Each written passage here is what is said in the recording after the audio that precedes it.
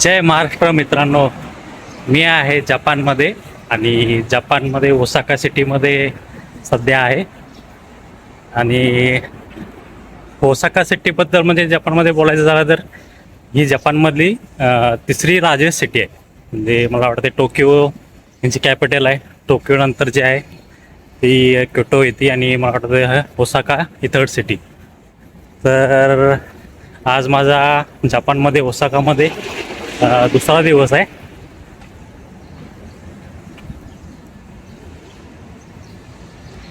जपानमध्ये आल्यानंतर मी इथं बघतोय की कचरा म्हणजे इथं बघायला मिळत नाही रस्त्यावरती. एवढी स्वच्छता जबरदस्त. इथलं मॅनेजमेंट जे आहे ना, म्हणजे रस्त्यावर जरी काहीही तुम्हाला कुठे हे झालं तरी ते पटकन क्लीन करतात किंवा इथली लोक स्वतःहून करतात.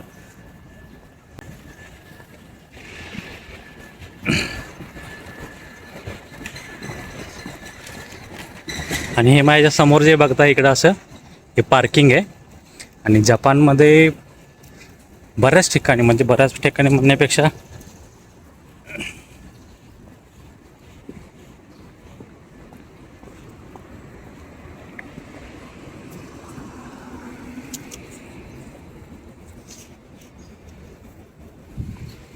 माझ्यासमोर आहे ते पोलीस आहे. तर असं इथं रेड सिग्नल असलं की असं थांबावं लागतं, तरच ग्रीन सिग्नल झाल्यानंतर आपल्याला पुढे जावं लागतं. माझ्यासमोर इथले पोलीस चाललेत. Also Osaka city non for the street foods. म्हणजे बरेचसे नॉनव्हेज आयटम इथं स्ट्रीटवरती असं विकायला असतात. म्हणजे असं म्हणलं जातं की Osaka is the food capital of the world. जपानमध्ये मोस्टली बरेच लोक सायकलवरतीच फिरतात.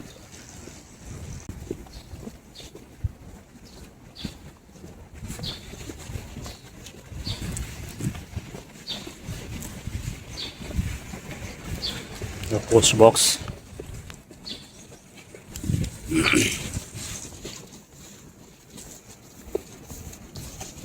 छोट्या छोट्या गल्ल्या आणि बिल्डिंगच्या खालीच दुकानं आहेत, हॉटेल्स आहेत.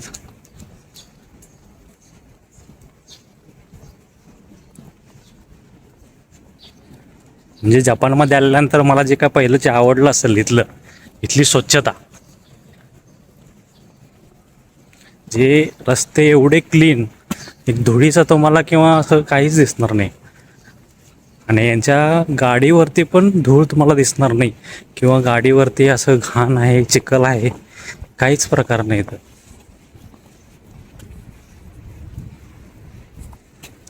हे बघा,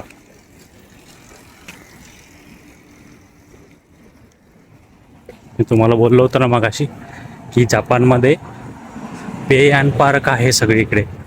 म्हणजे इथं रोडवरती तुम्हाला आजूबाजूला कुठेही गाडी लावायला परमिशन नाही.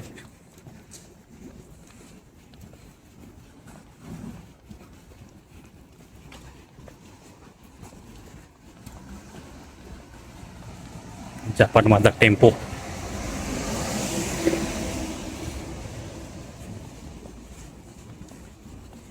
आणि आज म्हणजे जपानमध्ये आता समर चालू असल्यामुळं लोक सगळे अम्ब्रेला घेऊन जात आहेत.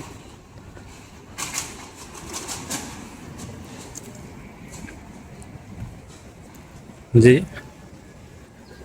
समरमधलं इथं जे टेम्परेचर आहे ते 27च्या आसपास असतं, maximum 27 Celsius.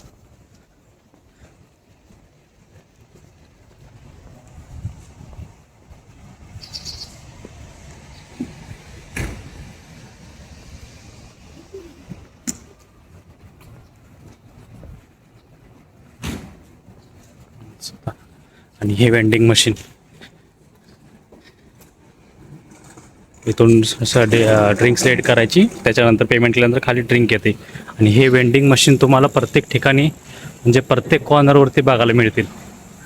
Advance Japan, full ॲडव्हान्समध्ये जपान. म्हणजे ते आपल्यापेक्षा 50 वर्ष का पुढे आहेत त्याचं हे उदाहरण बघा. पे अँड पार्क हे बघा कसं स्वच्छता करतायत. म्हणजे क्लीन म्हणजे एवढं ना की जबरदस्त. हे बघा वेंडिंग मशीन, सगळीकडे वेंडिंग मशीन, प्रत्येक प्रकारची वेंडिंग मशीन. म्हणजे सॉफ्ट ड्रिंक झाले तुमचे, अजून बियर, दारू, असे सगळे वेंडिंग मशीन. हे बघा आपल्याकडे जशी कशी एम-ई-टी आहे त्यातलाच प्रकार दिसतो गाडीचा, एम-ई-टी. समोर माझ्या डाव्या साईडला येते तिथे काहीतरी गव्हर्नमेंटचं ऑफिस दिसते, त्याच्यामुळे इथं पोलीस उभारलेत. पोलीस बघतायत माझ्याकडे.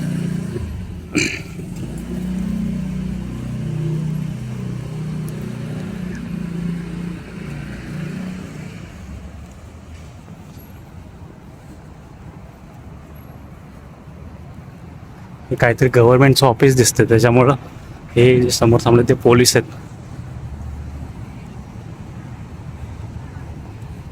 तर आता मेन रोडवरती आलो आहे आपण.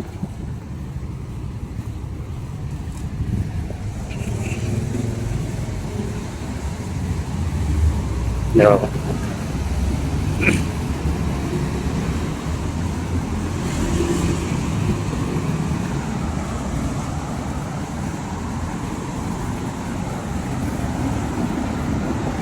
बाबा ओसाकामधलं ट्रॅफिक. तर इथलं महत्त्वाचा पहिला रोल म्हणजे इथं रस्ता तुम्ही असं कधीही क्रॉस करू शकत नाही. ज्यावेळी तुम्हाला समोर इथे एक समोर जो आहे तुम्हाला ग्रीन सिग्नल लागल्यानंतरच तुम्हाला रस्ता क्रॉस करायचा आहे. आधीमध्ये तुम्ही कुठे कधीही रस्ता क्रॉस करू शकत नाही. आणि इवन तुम्ही जरी जिथे सिग्नल नसेल आणि तुम्ही रस्ता क्रॉस करत असाल, एखादी गाडी आली तर ती तुमच्यासाठी थांबेल आणि तुम्हाला पहिला रस्ता क्रॉस करण्यासाठी सांगेल.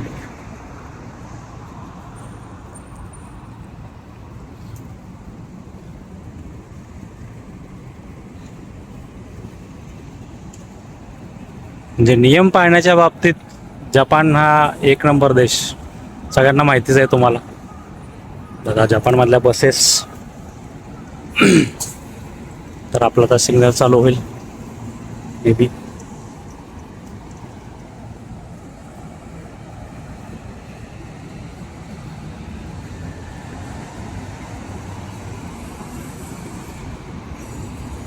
सगळे लोक माझ्याकडेच बघतात.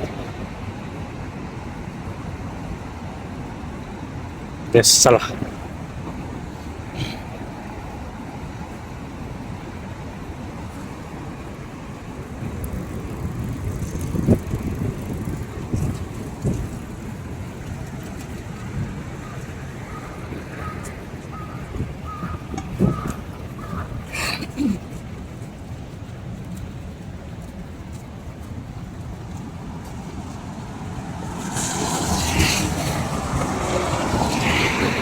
जपानची बस.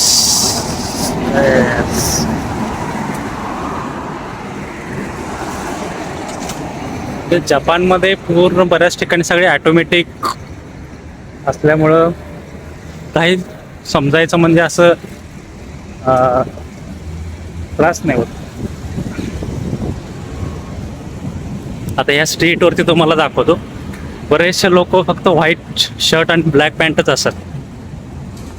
म्हणजे मी 2 दिवस झाला ऑब्झर्व करतोय, जे ऑफिसला लोक जे जातात ते बऱ्यापैकी व्हाईट शर्ट आणि ब्लॅक पॅन्ट आणि ब्ल्यू स्काय ब्ल्यू कलरचा शर्ट वगैरे असतो.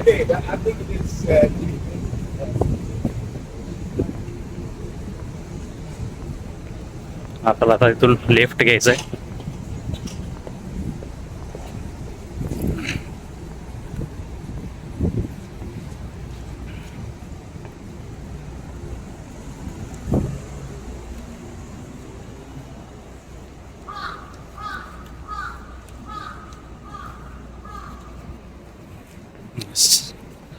जपानमधली एक छोटीशी गल्ली.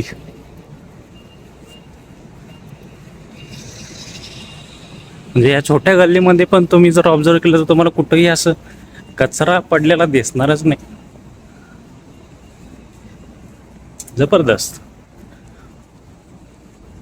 हे बघा बाईक, असली खतरनाक बाईक आहे. यू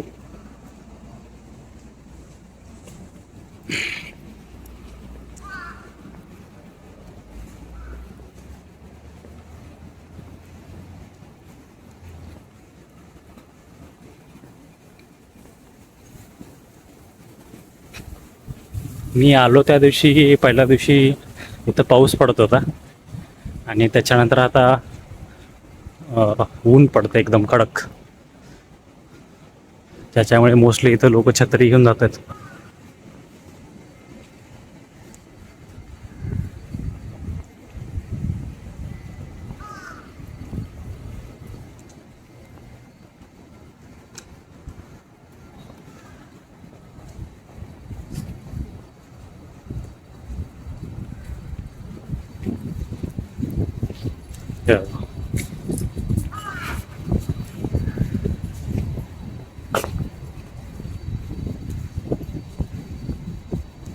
सायकल, जपानी सायकल. मोस्टली इथं छोटे छोटे हॉटेल्स आहेत. 4 season Goa, hair set. Okay, हे बघा vending machine, parking, pay and park.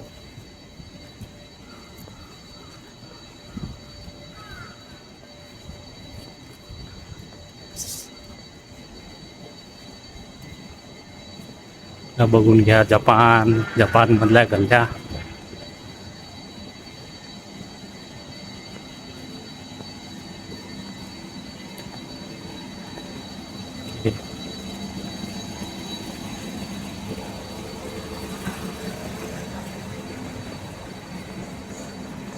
आणि जपानमधली लोक म्हणजे बऱ्याचशा लोकांना ते इंग्लिश समजत नाही.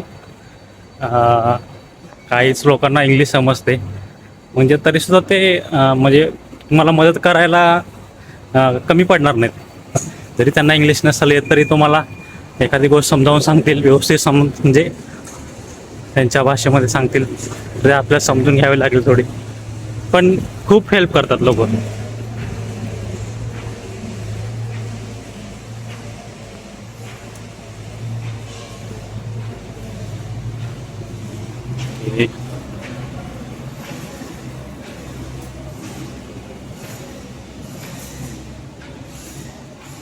शेन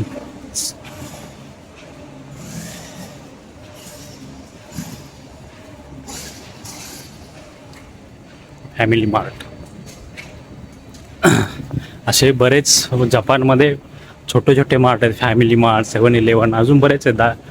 तर तिथे आपल्याला जे रोजचे इसेन्शियल लागणार आहेत ते मिळतील. सुपर मार्केटमध्ये खायचं सामान वगैरे.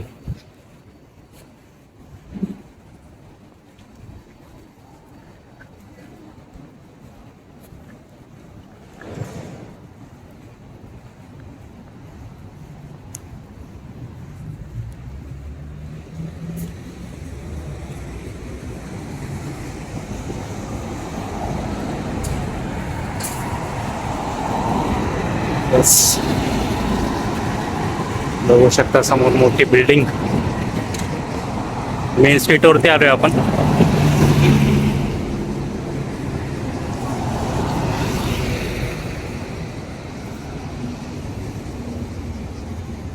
मोस्टली इथं सकाळी ऑफिसचा टायमिंग 8:30चा असतो. आता आपले जपानमध्ये वाजलेत 8:20. आपल्या इथं झाले असतील 5 वाजले असतील सकाळचे.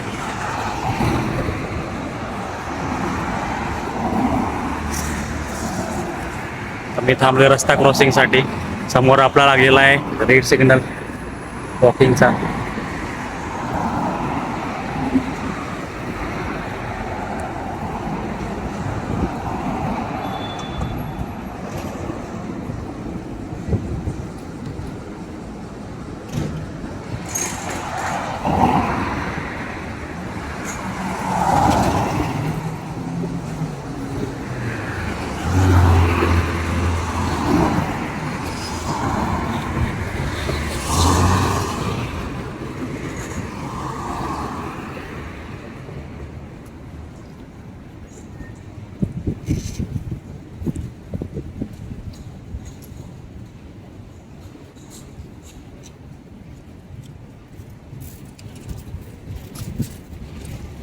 चला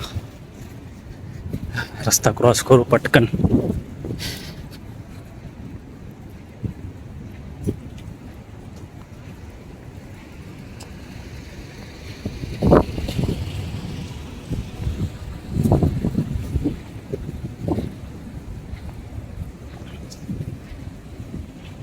तर चला मंडळी, मी पोचलो माझ्या डेस्टिनेशनवरती. तर तुम्हाला आजचा ब्लॉग कसा वाटला मला कमेंट करून नक्की सांगा. आणि चॅनलवरती जर नवीन असाल तर चॅनलला सबस्क्राईब करायला विसरू नका. कारण तुम्हाला या चॅनलवरती अजून जपानमध्ये बरेचसे ब्लॉग बघायला मिळतील. जय महाराष्ट्र, जय हिंद. भेटूया पुढच्या ब्लॉगमध्ये.